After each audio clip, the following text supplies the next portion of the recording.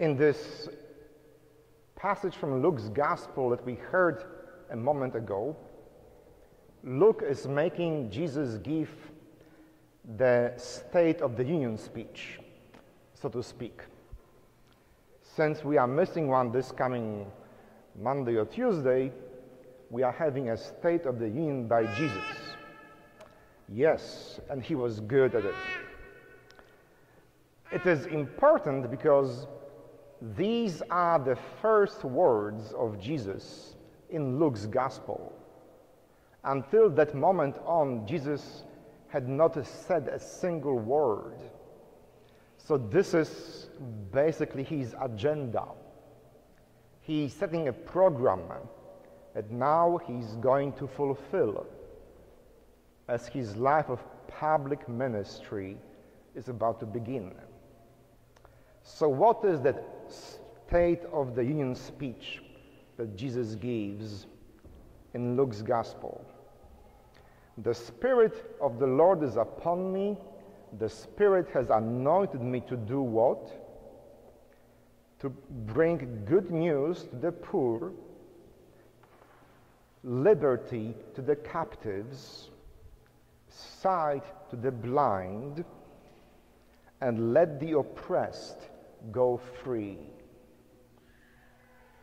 Sounds somewhat revolutionary, isn't it?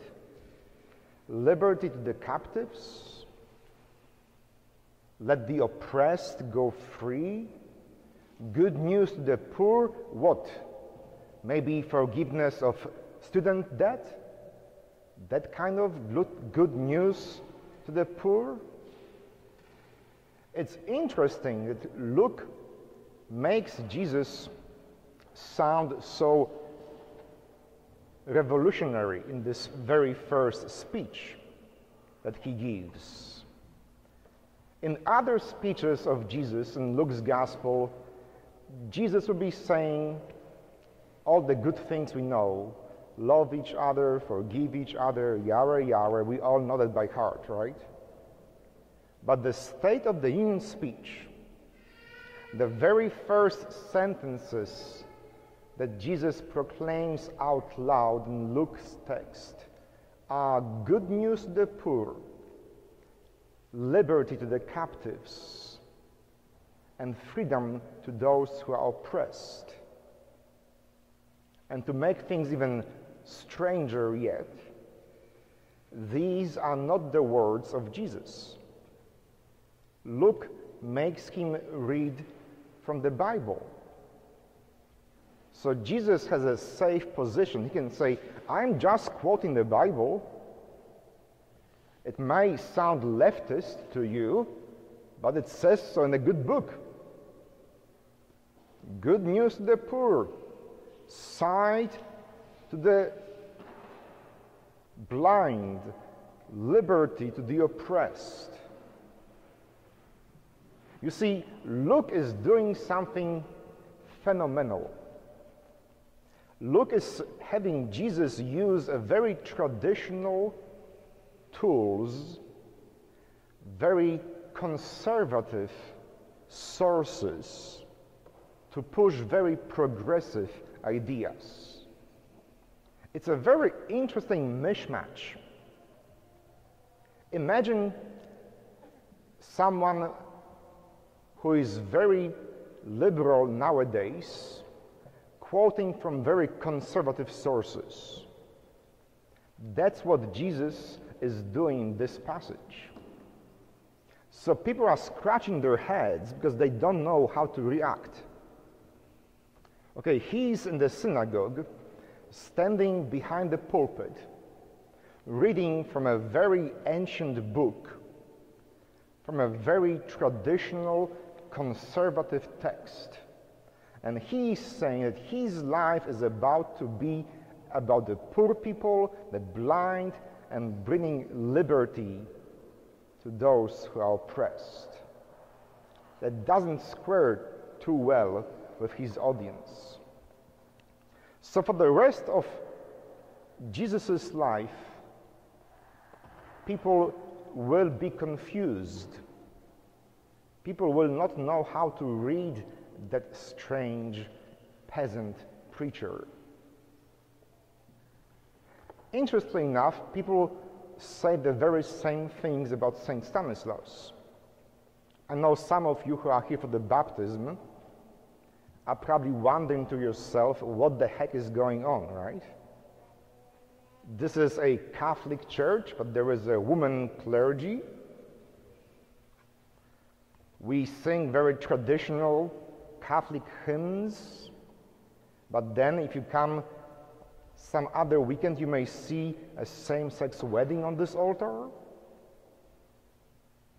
We feed the hungry every Friday in our food pantry, and then our chalices and vestments are fabulous. What's going on at St. Stanislaus?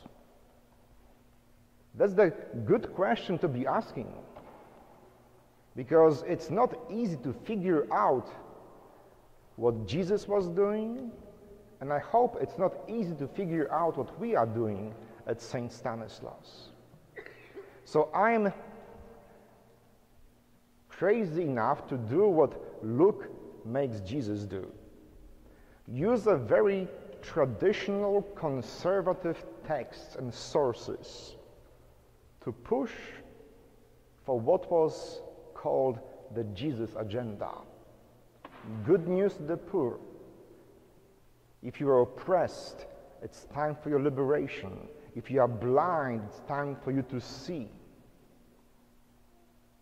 And that confuses people. So a few months ago, I was in a conference in Phoenix, Arizona, and I met a rabbi who finally gave me words to describe what I and we are trying to do here. That rabbi describes himself as a progressive traditionalist. Progressive traditionalist. He is very progressive in his ministry, in his outreach, but at the same time he's very traditional in his embrace of Jewish culture, traditions, and sacred scriptures. So that young Jewish rabbi finally gave me names for what we try to do here. The Jewish rabbi described what Jesus was doing in Luke's gospel. Luke is making Jesus to be progressive traditionalist. Luke's Jesus is embracing the scriptures. Luke's Jesus is embracing the traditions of the Jewish religion, and then using these very conservative sources to push forward progressive vision of new religion, of a new vision of God and humankind. Strangely enough, if you followed the very beginning of today's gospel, these were the very first sentences from Luke's text. And Luke says, "Since many have undertaken to compile a narrative of the events that have been fulfilled among you, I too have decided, after investigating everything accurately anew, to write it down in an orderly sequence for you." Basically, Luke says there are others who wrote the story of Jesus, and he's right. By the time Luke was writing his text, there were other texts in existence, St. Mark's Gospel, for example, that told this story already. But Luke says, you know what, I am not happy with these texts. I know they are here, but I can do better. I can do a better job of telling the story of Jesus than people before me did. And so Luke ends up creating both the Gospel and the Acts of the Apostle. Strangely enough, most of the stories of Christmas come from the Gospel of Luke. He's the one who tells us about the shepherds, the angels, about Angel Gabriel coming to Mary. He is the one who creates the beautiful narratives that we are so familiar. And yet, it is also Luke who is pushing ever so slightly his agenda of good news to the poor. And I pray and I hope that as we try to be Christians, live in the 21st century, we will say the same thing that Luke did. Luke says, others have undertaken this chore before me, but I think I can do it better. I think I can be a Christian in a better way than my parents and godparents were. I think we can be a church in a better way than our bishops have been for the last 50 or 60 years. I think we can do better than those before us. This is precisely what Luke is saying. We can do better, people. Yes, we can. As a country, as a church, as a city, as the parish, we can do better. When we do what Luke is making Jesus do, when we embrace our traditions, when we embrace the scriptures, when we embrace the customs of old, and yet we use them to bring justice and good news to the poor, vision to the blind, and forgiveness to all who need it. And that, my dear Adam, is what you are signing up for today. When I'm gone, when your grandparents are gone, I hope you will say, I can do it better.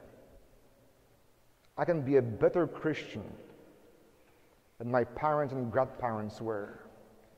I can be a better American than those before us were trying to be.